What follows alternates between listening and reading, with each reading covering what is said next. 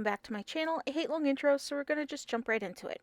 In my last video, I showed you all my yarn haul. I was pretty excited to try out this Granny Square yarn. I'm a little late to the party on this one, but I still wanted to try it out. Also, you just saw Joel run by. He is one of our new cats, and he's a little too curious for his own good. Normally, the cats aren't allowed near my yarn, but this yarn is just for me, and I was filming a little bit differently on the back end of things, so Joel and Cordelia, our other cat, wasn't anxious without me around, since Daughter and I are basically the only humans that Joel and Cordelia know. So you likely won't see them again in the future, but I was in the same room as them this time. My daughter picked out this yarn color, and I absolutely love it. It's got both of our favorite colors in it, so that's pretty awesome. I have heard really mixed things about this yarn. I sometimes have outlier opinions on some things compared to the other fiber artists that I know, so I was pretty pumped to try this one out. It started off pretty, I don't know, normal for a Granny Square. I didn't really have a lot of trouble with the first couple of rounds, except I kept ending up with huge chunks of this dark purple in the first round. I don't know if I started it off differently than I was supposed to. I actually didn't even look at the instructions, because why would I do that? I know how to make granny squares, so I just kind of jumped into it like I do with everything, so I didn't really think about looking at how I'm supposed to do the granny square per Red Heart's instructions. I just figure I already know how to do this, so I'm just going to do it. So I ended up with this extra long piece here for the first one, and I I did at some point just kind of use it anyway, but then I pulled it apart a couple of times. So I think if I worked with this yarn a lot, I would probably get the hang of where I'm supposed to start off, how much I'm supposed to leave for a tail, and it would just become, how I use the yarn. I wouldn't think about it too much. But this project was a little stressful. I feel like I pulled this out and switched crochet hooks every row. It was a lot. It was a lot. I watched a few other crochet and fiber artists use this yarn, and my favorite were Anastasia and Made in the Moment. I love them both. I think the consensus for this yarn from all of the other fiber artists that I've watched try this out is that it kind of sucks and it's really stressful to use. You can't mindlessly crochet these because you have to laser focus on your tension the entire time. That's probably the only part that I didn't like. I love not having to weave in ends, and that's probably the single reason that I have never made Granny Square anything, because ew, weaving in ends. The downside to this yarn is that it kind of puts everybody in a box.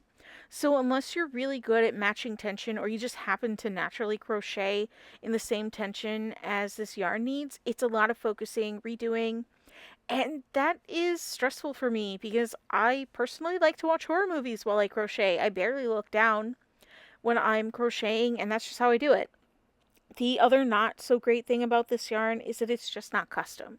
You are limited to whatever colors that are available, and while I think there are a ton of really good colors, you are limited to only what Yarnspirations or Red Heart offers, and that kind of sucks.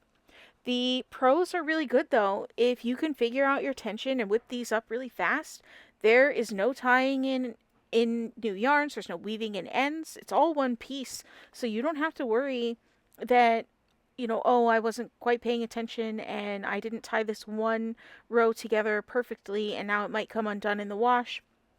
You don't have to worry about any of that because it's all the same string of yarn. While I personally don't love this yarn, and I found it extremely tedious, I do think that it has a lot of perks. It's just not as customizable as I'd like, but if you're a beginner or like me and hate weaving in ends, it kind of isn't that bad.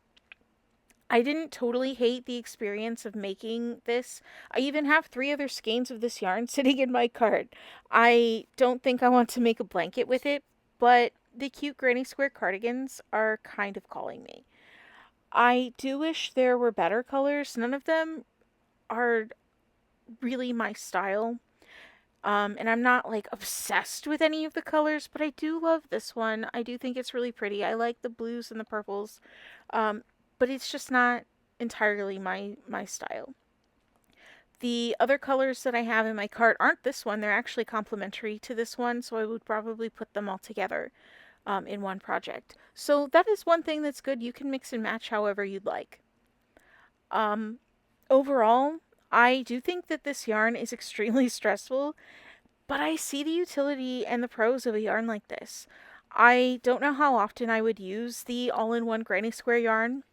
I don't typically make huge projects, so unless I had something specific in mind, like the cardigan that I talked about, I'd probably only use it for small projects like maybe a pillow or a small wearable, maybe occasionally a jacket or cardigan. I've actually never made a cardigan before, but I would like to try. I did make one jacket, and I am finishing up my battle jacket, so that'll be two battle jackets, or I guess jackets that I've made, and I did make a burger suit. So those are like the really big projects that I've made. I am almost done with that last sleeve for my battle jacket, so I'm really excited about that. But to recap, I think this yarn can be useful. It's kind of hard to use, and it stressed me out a lot, and it's not customizable like I'd want, but I do kind of like it. I'm actually really surprised to say that and feel that way, because it kind of it kind of sucks. It does. It just kind of sucks. But I also kind of like it.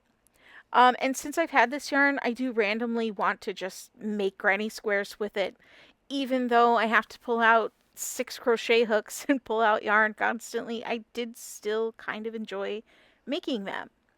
So I think if you're kind of like me and you sort of want to do it, I would say go for it, especially if you can get this yarn on sale. I think it's originally around $10, but I have seen it on sale for a little bit less, so you just have to check around.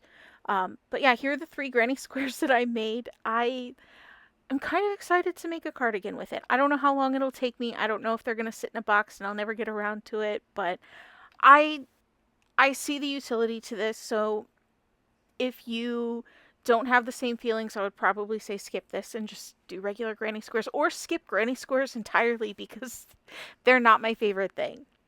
So maybe that's not the review that I wanted to have, where I'm sort of on the fence, but I'm kind of on the fence. So anyway, that's it. That's my review. I kind of hate it. I kind of love it. So that's it. That's the yarn. While I've been doing this voiceover, I've kind of wanted to pull the yarn out and make another granny square.